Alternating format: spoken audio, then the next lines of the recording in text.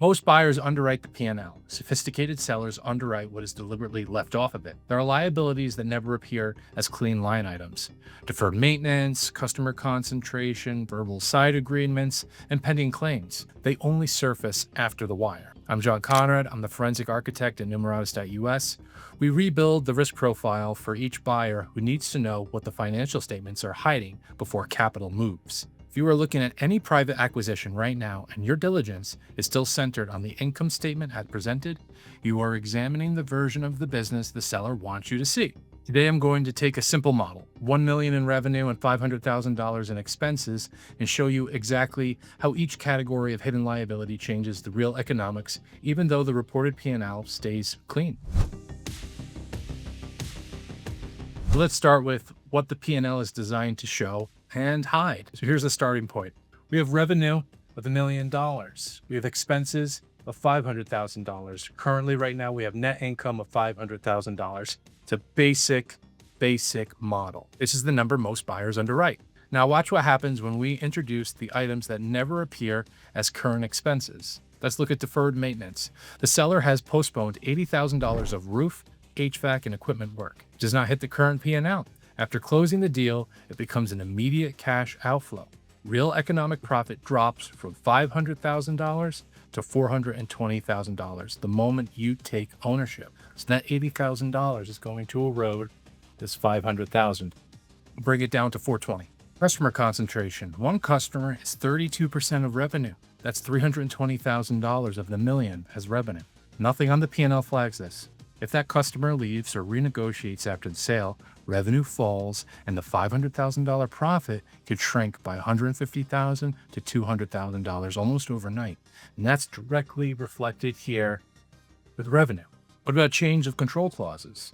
A major supplier contract has a change of control provision. No expense appears on the current P&L. After closing, the supplier can raise prices 8 to 12%. On $200,000 of annual spend, that is another $16,000 to $24,000 of permanent expense that was never in the original model. That would increase this $500,000 and shrink our overall profitability.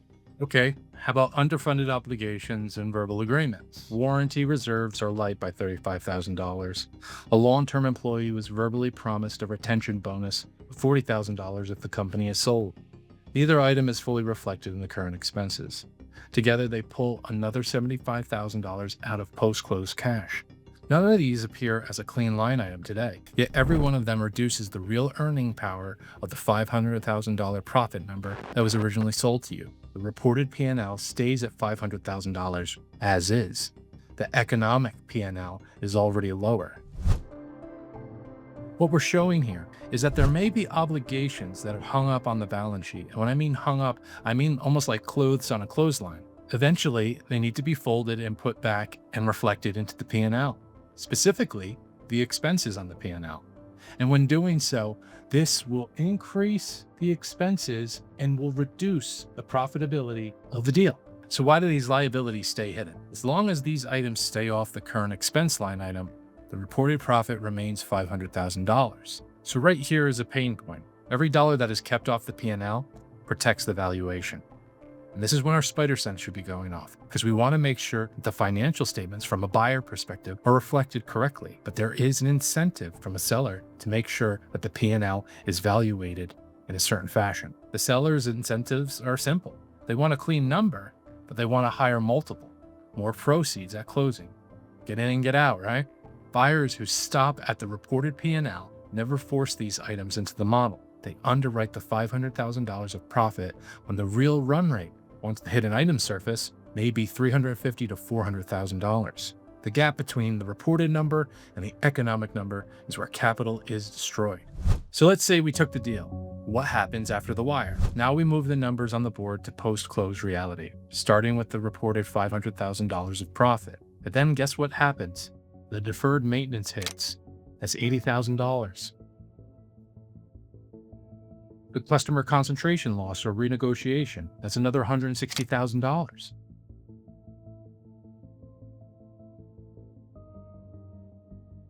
What about the change of control price increase? That's another $20,000.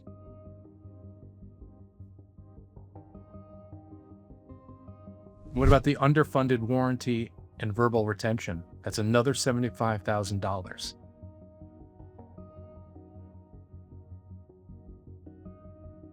Here's a revised economic profit, $165,000. It's almost like a bunch of dynamite just went off and there was a controlled demolition on the valuation of this company. But you know what? Now we're left with the empty bag. The P&L the buyer underwrote showed $500,000 in profit. The P&L the buyer inherits once the hidden items surface is less than half of that. Debt surface that looked comfortable is now tight. Earnout targets that looked achievable are now missed. The deal that appeared accretive on paper becomes a cash drain. This is the math that happens when the liabilities that were never on the P&L finally arrive.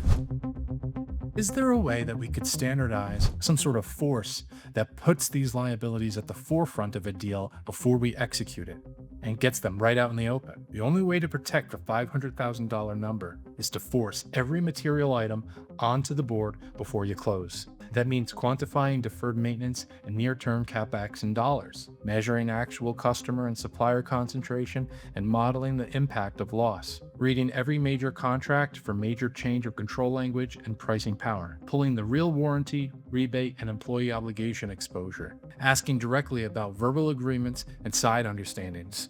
Each item gets a dollar amount.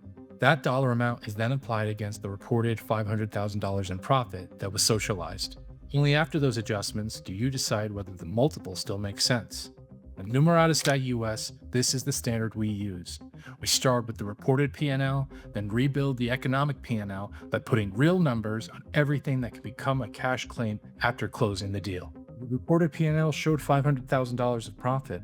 After the hidden liabilities are forced into the open, the economic profit was only $165,000. That gap is the difference between buying the business and buying the story.